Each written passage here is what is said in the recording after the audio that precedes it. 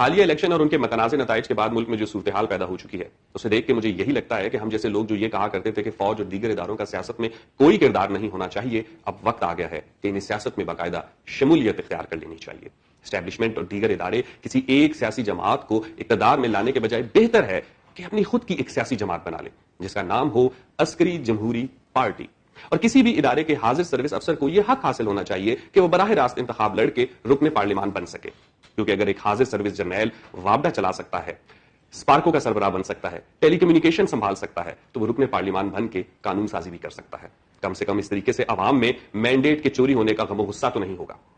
میرا گھر جس حلقے میں ہے وہاں سے میں نے خود قادر علی نائل، جن کا تعلق ہزارہ ڈیموکریٹک پارٹی سے ہے، ان کی فتح کا رزلٹ ٹیلی ویژن پہ دیکھا، اور یہ کوئی 1 2 یا 4 پولنگ سٹیشنز کا نتیجہ نہیں تھا، یہ مکمل نتیجہ تھا۔ صبح اٹھا تو مجھے پتا چلا کہ وہاں سے غالباً پیپلز پارٹی کا کوئی کینڈیڈیٹ جیت چکا ہے، اور ہمارے مین سٹریم میڈیا میں بیٹھے صحافی جناب سلیم صافی صاحب نے اس چیز کو بہت سیلیبریٹ کیا کہ بلوچستان میں قوم پرستوں کو شکست ہوئی ہے اور وہاں سے پیپلز پارٹی اور نون لیگ کو سیٹیں ملی ہیں، اور اس طرح سے بلوچستان قومی دھارے میں شامل ہو گیا ہے۔ یعنی بلوچستان کے لوگوں کا مینڈیٹ چوری کر کے، اپنے من پسند افراد کو وہاں پہ مسلط کر کے، اور آپس میں بلوچستان کی سی ایم شپ کو مال غنیمت کی طرح ڈسکس کر کے، آپ کو لگتا ہے کہ آپ بلوچستان کے لوگوں کو حق دے سکیں گے؟ آپ کو لگتا ہے کہ یہ بلوچستان کا قومی دھارے میں شامل ہونا ہے؟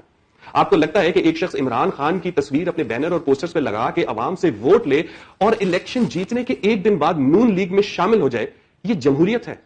ایسی بے غیرت، ایسی بددیانت جمہوریت کی ہمیں کوئی ضرورت نہیں ہے۔ اور وہ تمام بڑے بڑے سیاسی لیڈرز جو آئے روز اپنی تقریروں میں ہم پر یہ احسان جتاتے ہیں کہ انہوں نے اس ملک میں جمہوریت کے لیے بہت سی قربانیاں دی ہیں، وہ ایک بار یہ بھی تو بتائیں کہ وہ اقتدار میں آئے کیسے؟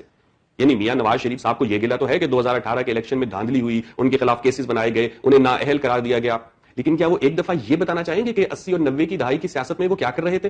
وہ اقتدار میں آئے کیسے تھے؟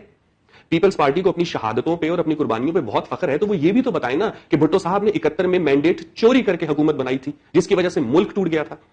اسی طرح عمران خان کے وہ لوگ جن کو آج مینڈیٹ کے چوری ہونے کا غم ہے یا اسٹیبلشمنٹ کی براہ راست الیکشن میں شمولیت کا غصہ ہے، وہ بھی تو 2018 کے الیکشن میں اپنی غلطی کو تسلیم کریں نا۔ اگر آپ لوگوں نے اپنی غلطیاں ہی تسلیم نہیں کرنی اور ایسے مل بیٹھ کے بندر بانٹ کر کے اقتدار بنانا ہے تو الیکشن کرانے کی کیا ضرورت ہے؟ ہم سے ووٹ لینے کی کیا ضرورت ہے؟ آپ لوگ کہیں پہ بھی اکٹھے ہو جایا کریں، اپنے انٹرویو دے دیا کیجئے، جہاں سے آپ کی سلیکشن ہونی ہے وہاں سے سلیکٹ ہو کے آ جایا کریں۔ اور یہ جو جملہ تھا نا کہ ملک نازک دور سے گزر رہا ہے، ہمیں مشکل فیصلے کرنے ہوں گے، یہ آمروں کا جملہ تھا، یہ سیاست دانوں کے لیے نہیں تھا۔ تو سیاست دانوں سے درخواست ہے کہ اگر آپ نے بھی یہی جملہ استعمال کرنا ہے اور آئین کی پامالی کرنی ہے، عوام کے مینڈیٹ سے انحراف کرنا ہے، تو بہتر ہے کہ آپ ایک سیاسی جماعت بنا لیں سب مل کے، اور اس سیاسی جماعت کا نام ہونا چاہیے عسکری جمہوری پارٹی۔